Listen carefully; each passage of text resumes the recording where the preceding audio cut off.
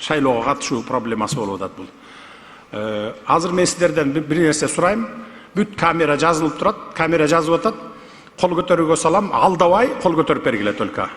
Алдабай. Биз карап алабыз, шайлоодон эле көрүп коебуз. Мына могу текшерчи барды экен же барган жок экен деп туруп эле компьютерди ачып койсок чыга калат. Кимиңиздер ушул жерден шайлоого катыштыңыздар? Кол көтөргүлөчү. Бүт эле баары кол көтөргөн, эле кол көтөрбөгөн киши жок. Аппарат мына бирөө калбай кол көтөрдү. Ушул 700 кишиничи, 700 кишини маган чыгарып берчи, текшерип туруп фамилия менен Центризбиркомдон ала койгундагы чыгарып бергин. Кимиси калп айтат экен, азыр эме кыла алам.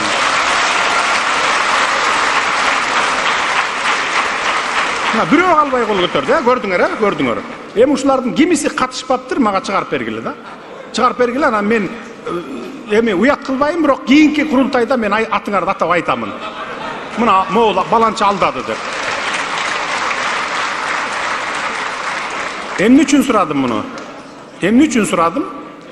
Эмне үчүн дегенде биз аралыктан добуш берүүнү киргиздик. Мына техниканын заманы азыр аралыктан добуш берүү. Мисалы, алайдагы киши Ошко базарга келдиңер дейли да. Ошто жүрөсүңөр, базарда жүрөсүңөр. Базарга аштырып койдук го, базарга. Соода борборлорун аштырып койдук.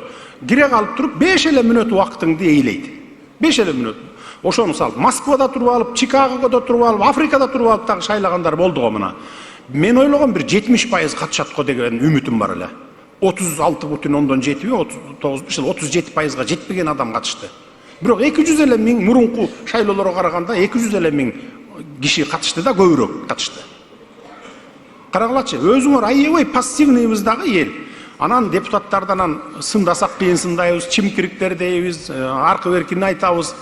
Анан кийин эмне үчүн дегенде, мына мисалы азыр депутаттарды бысымылда дегенде эле сындап баштап атпайсыңар, мен дагы немеден көрүп атам да. Добушун саткандар сөзсүз катышат экен, активдүү катышат экен.